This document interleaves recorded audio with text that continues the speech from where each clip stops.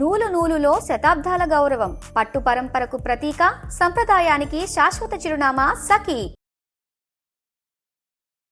నమస్తే రమగారు. నమస్తే జయ. రమగారు, దీపారాధన ఉదయం చేస్తాం ప్రతిరోజు, ప్రతి ఒక్కరం కూడా. అయితే కొన్ని సందర్భాల్లో ఉదయం పూట కొంత కుదరని అవకాశాలు కూడా ఉంటాయి కొంతమందికి. ఎందుకంటే ఆఫీసులకి వెళ్ళాలి, లేదా పిల్లల్ని పంపించాలి. ఇలాంటప్పుడు సాయంకాలం దీపం పెట్టొచ్చా? ఏ సమయానికి పెట్టాలి? సాయంకాలం చేసే దీపం యొక్క విశిష్టత ఏమైనా ఉందా అండి? ఉదయం కుదరకపోతే సాయంకాలం చేసుకోవచ్చు, ఉదయం కుదిరినా సాయంకాలం కూడా చేయొచ్చు. అది 2 పూట్ల దీపారాధన ఎప్పుడు మంచిదే. పొద్దున ఎలాగో చేసుకుంటాం, చేసుకోగలిగిన వాళ్ళు. చేయలేని వాళ్ళు సాయంత్రం చేసుకోండి అని చెప్తున్నాం, కానీ ఉదయంతో పాటు సాయంత్రం దీపారాధన చేసే విశేషం కూడా మంచిదే, అది ఉపయోగపడేది. సాయంకాలం అనేసరికల్లా మనకు ఒక సాధారణంగా చెప్తారు, సూర్యాస్తమయం అవి అయినాక పరమేశ్వరుడు తాండవ వేళ. అది ఈ ఉజ్జయిన్లోనూ అక్కడ సాయంకాలం హారతిస్తారు జయ, మామూలుగా ఉండదు. బాగుంటుందో. కాళిదాసు రాసిన మేఘ సందేశంలో సాయంత్రం పూట ఆయన తాండవం చేస్తాడని, ఈ ప్రమదగణాలని తప్పెట్లు కాహళధ్వనులు చేస్తున్నారని రాస్తారు. సాయంత్రం సుప్రసన్నుడుగా ఉంటాడు పరమేశ్వరుడు. ఆయన అర్ధనారీశ్వర స్వరూపంలో నాట్యం చేస్తాడు. ఇప్పుడు మనకేంటి, శివుడు మోక్షకారకుడు, ఐశ్వర్యకారకుడు కూడా. లయకారుడైనటువంటి పరమేశ్వరుని స్వాధీనం చేసుకోవాలి అంటే, ప్రసన్నుని చేసుకోవాలంటే సాయంత్రం ఆరాధన చాలా మంచిది. శివార్చన ఎప్పుడూ సాయంకాలమే చెప్తారు. దీంతో పాటు ప్రదోషకాలార్చన అనేది ఒక ప్రత్యేకమైన విధానం ఉంటుంది. ప్రదోషకాలంలో దీపం అంటారు. ప్రదోషకాలంలో దీపం. సాధారణంగా ప్రదోషం అంటే ప్రతి సూర్యాస్తమయం, ప్రతిరోజు సూర్యాస్తమయానికి ముందు వెనకల సమయాల్ని ప్రదోషకాలం అనే చెప్తారు ప్రతిరోజు. ఇందులో విశేషమైన కాలాలు ఏమున్నాయి అంటే, పౌర్ణమికి ముందు వచ్చే త్రయోదశి, అమావాస్య ముందు వచ్చే త్రయోదశి, ఈ 2 విశేషం. వీటిని ప్రత్యేకంగా ప్రదోషకాలము అని చెప్తారు. ఆ సమయంలో నందీశ్వరుడికి అభిషేకం చేయటము, ప్రత్యేకంగా శివాభిషేకం చేసుకోవటము చాలా విశేషంగా చెప్తారు. ఈ నందీశ్వర అభిషేకం చేస్తే ఏం జరిగిందో మనకి తెలియని పాపాలు కొన్ని ఉంటాయి చూడు, అవి పోతాయి. ఏదో జరిగింది మన వల్ల, అదేదో మనకి తెలీదు, ఏదో మనని పట్టి పీడిస్తూ ఉంటుంది. దేనివల్ల మనకి సమస్యలు వస్తున్నాయో అర్థం కానిదా సమస్యల నుంచి బయటపడాలంటే ప్రదోషకాలంలో ఈశ్వరాభిషేకం కానీ, నందీశ్వరాభిషేకం కానీ విశేషంగా చెప్పబడతాయి. చాలా గొప్పవి అవి, చాలా అద్భుతమైన ప్రయోజనాన్ని ఇస్తాయి. మన జీవితంలో పెనుమార్పుకి కారణం అవుతుంది ఆ అర్చన. అంత విశేషమైంది ప్రదోషకాలం, అంత గొప్పది. ఇప్పుడు నిత్యము ప్రదోషం అంటే సూర్యాస్తమయం వెళ్ళాక 1 గంట, గంటన్నర పాట భేదాలు ఉన్నాయి. కొంతమంది ½ అన్ అవరే అంటారు, కొంతమంది 2.5 గంటలు అంటారు. ఏదైనా సరే సూర్యాస్తమయం అయ్యాక దీపారాధన చేసుకోండి. మరి 8, 9 చేసేయద్దు, 7 గంటల లోపల చేసుకోండి. రాత్రి అయిపోయి సాయం సంధ్య. ఈ సాయం సంధ్యలో సూర్యుడు వెళ్ళాక విశేషం. వెళ్ళాక సూర్యాస్తమయం అయ్యాక అప్పుడు మీరు ఏదైనా చదువుకోవచ్చు, ఏదైనా చెప్పుకోవచ్చు. ఉదయకాలం ఏం చదివారు, ఏం చేశారో కానీ సాయంత్రం ఏదైనా శివ సంబంధమైన స్తోత్రాలు బోల్డన్ ఉన్నాయి కదా మనకి. విశ్వనాథాష్టకం అని, శివాష్టకం అని, శివమానస పూజ అని ఏదైనా చేసుకోవచ్చు. ఏదో ఒకటి చేసుకుని కాస్త దీపారాధన వెలిగించుకోవటం. కుదిరితే సాయంకాలం ఆలయ దర్శనం చేయటం, కుదరలేదు పెట్టుకోండి ఇంట్లో. అందరికీ అది ఒక డౌట్ ఉంటుంది, సాయంత్రం చేస్తే మంచిదేనా అని. సాయంత్రం చేసినా కూడా మంచిదే.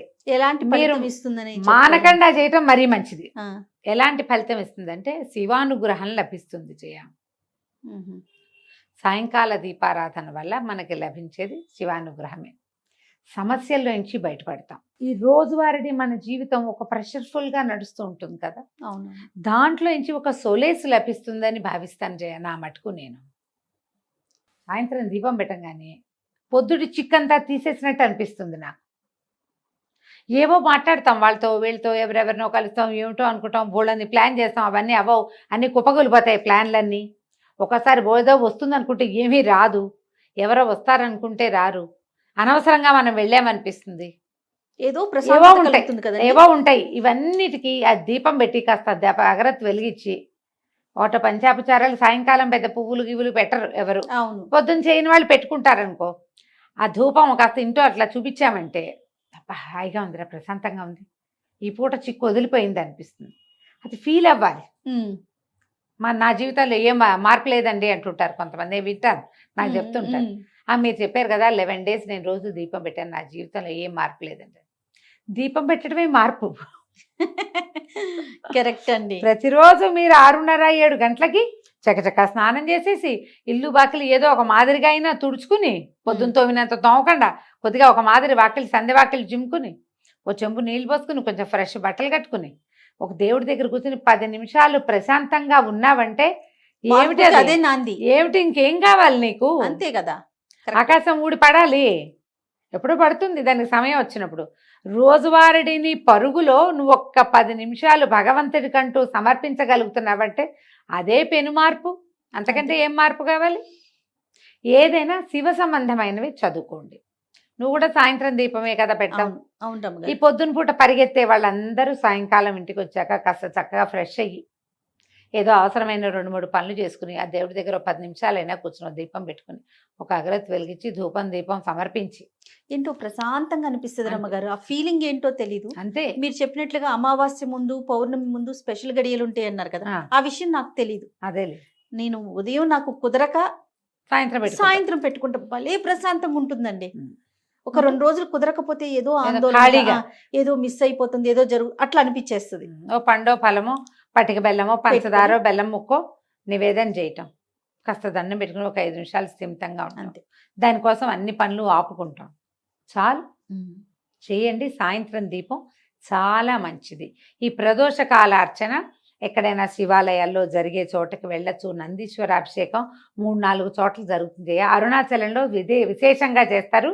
మాసం చివర అమావాస్యకు ముందు వచ్చే త్రయోదశి బాగా విశేషంగా చాలా విశేషంగా చేస్తారు. ప్రదోష కాలార్చన అద్భుతంగా చేస్తారు.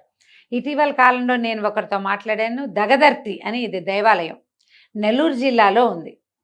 దగదర్తిలో ఉన్న ఈ శివాలయంలో కూడా ఈ పేరుతోటి యూట్యూబ్ ఛానల్ కూడా ఉంది. కేవలం శివాలయం ఇంకేం లేదు. వాళ్ళు కూడా ఈ నందీశ్వర అభిషేకం చేస్తారు ప్రదోష కాలంలో. నేను నెల్లూరు వెళ్ళైనా మూలాపేట అని ఒక ప్లేస్ ఉంది. అక్కడ మూలస్థానేశ్వరుడు అనే దేవాలయం ఉంది. అక్కడ శివాలయం పాతది. అక్కడి నుంచే మొదలైందట నెల్లూరు ఊరు. అదే మొదలు. అక్కడే ఉసిరి చెట్లు ఉన్నాయి. నెల్లికాయ వల్లే నెల్లూరు అని పేరు వచ్చింది. ఉసిరికాయ నెల్లికాయ అంటారు.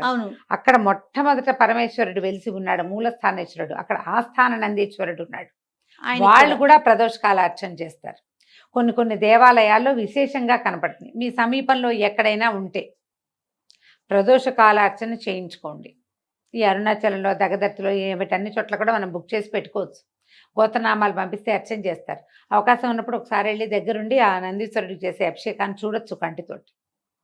ఇది విశేషమైనది. నువ్వు ఎందుకు అడిగావో సాయంకాల దీపం, దాంట్లో మనం ప్రదోష కాలాన్ని కూడా కలుపుతున్నాం. అవునండి. ఇప్పుడు మీరు సాయంత్రం పెట్టే దీపాన్ని ప్రదోష దీపం అనొచ్చు.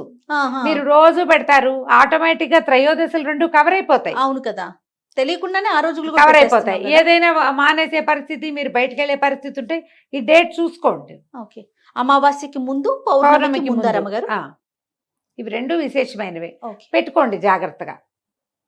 శివ సంబంధమైనది ఏ స్తోత్రం మీరు చదువుకున్నా కూడా మీకు అద్భుత ఫలితం. అంటే జయ, బ్రహ్మాండం ఊడి పడదు. అంతే కదండి. 2 పాయింట్లు ఉంటాయి వీటిలలో ఎప్పుడు కూడా. నీకు కావాల్సింది కాదు, రావాల్సింది వచ్చేస్తుంది. 1. 2ది, నీ మీద పడాల్సిన పెద్ద బండరాయి చిన్న రాయి అవుతుంది. ఎప్పుడో ఒకసారి రేర్గా ఈ రాయి తొలగిపోవచ్చు కూడా, పక్కన పడచ్చు కూడా. బండపడ్డానికి మనం ప్రిపేర్ అవ్వక్కర్ల, పడిపోతుంది ఎట్టాగో. నీ ప్రిపరేషన్ ఏం అక్కర్లేదండి, అది జరిగిపోతుంది. ఆ జరగాల్సిన భయంకరమైన పరిస్థితుల్లోంచి నువ్వు ఒక మాదిరి స్థితిలోకి మారగలుగుతావు ఈ అర్చనలు వాటి వల్ల. ఈ పాజిటివ్ ఎనర్జీ వల్ల మనం కొంత తప్పించుకుంటాం. అదే కదా మనకు కావాల్సింది, అదే కదండి కదా. ఇది చాలు కదా మరి. కాబట్టి ఈ రకంగా ముందుకెళ్ళండి. చాలా సంతోషం రమ్మగారు. నమస్తే. నమస్తే.